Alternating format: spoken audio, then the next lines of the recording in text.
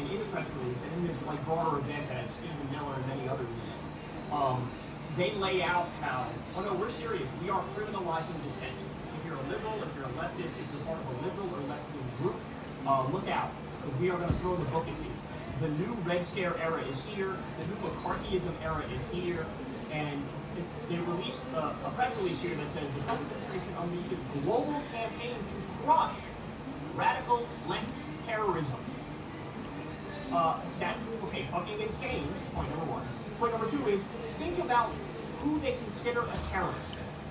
We just had anti-ICE protesters in Texas who did nothing but hand out pamphlets.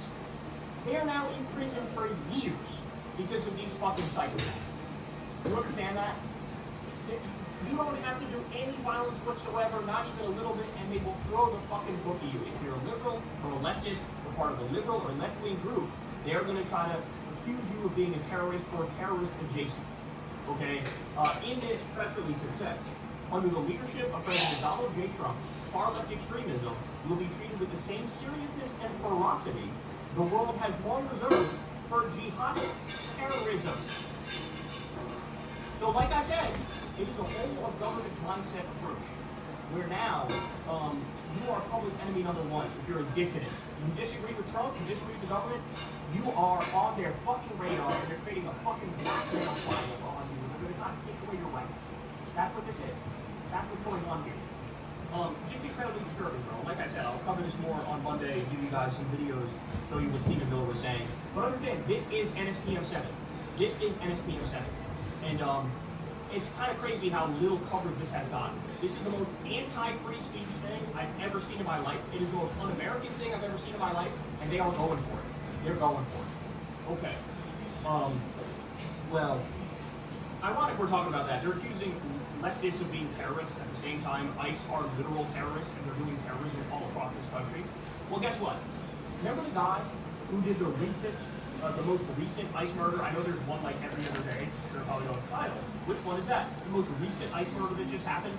I believe it was in Maine. Well, the guy who did it, when I tell you, he is one of the single most psychotic motherfuckers I've ever read about in my life. I mean, this guy has the profile of a serial killer, yo. A fucking serial killer. So listen to this post about him, okay? The abuse the ex-wife of the Maine ICE agent details in an NPR interview is horrifying, including a 2022 police report of throwing his 13-year-old daughter through a coffee table. A voicemail from last year saying her throat should be cut and pulling the gun on her in the shower. She questions if ICE runs even a basic background check on recruits. So there's this article that came out. Everybody needs to read this article. It's fucking insanity. You read this article, and one fact is crazier than that. This guy tried to commit suicide twice. This guy, from when he was a kid, everybody said, oh shit, something's off with that kid. Like, his brain is not functioning. He has CTE, mixed with PTSD, mixed with paranoid schizophrenia. Something's going on. Very violent profile, very violent history, very abusive history. He called his wife to ask his wife to lie for him and vouch on his behalf. And she said, motherfucker, I'm not doing that at all. When he first got a job at ICE, he told his ex-wife about it. His ex-wife thought he was kidding. Because she was like, there's no shot that they would hire somebody like you with your history, with your track record, with your criminal record, with your psychiatric illnesses. So this man, when I tell you this is like the last man in America who ever should have had a weapon, never mind a fucking fake badge and a weapon, I mean that shit. And guess what he did? You know what the most terrifying part of this all is? The most terrifying part of this all is that maybe that's why they picked him. Right? Maybe it's not, oh, let's hire him despite this. Maybe it's, let's hire him because of this.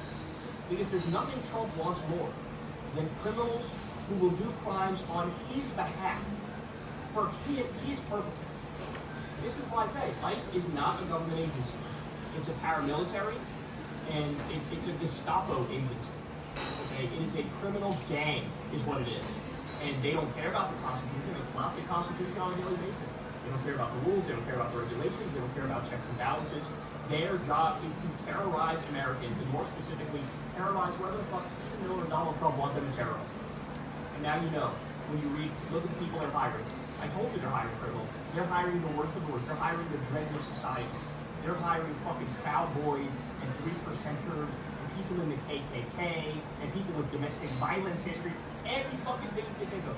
Those violent, paranoid, schizophrenic abusers.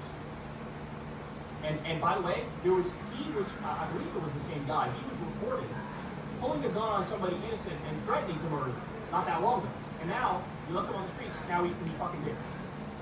This is terrifying, bro. And ICE needs to be abolished, and these motherfuckers need to be tried and put under the prison. How about that? Okay, also, this just happened today, actually. Aurora police say an ICE detention center employee shot a protester last night. She's expected to survive. But 42-year-old Brandon Booth, who works for the ICE contractor GEO Group, that's a private prison group that has a horrible track record in their own right, where they feed people moldy food with fucking bugs in them and shit, okay? He's being held on suspicion of attempted second-degree murder and other charges. So another psychopathic killer, or attempted killer, who's an ICE thug. Incredible stuff. Senior ICE officials have reached out to the media, and they said point blank that Trump's arrest quotas are the reason for the deadly wave of shootings and crimes that have been happening that ICE is committing. They say, look, they make us arrest, I think it's like 2,000 people a day. And in order to do that, like, we've got to go after people who aren't actual criminals.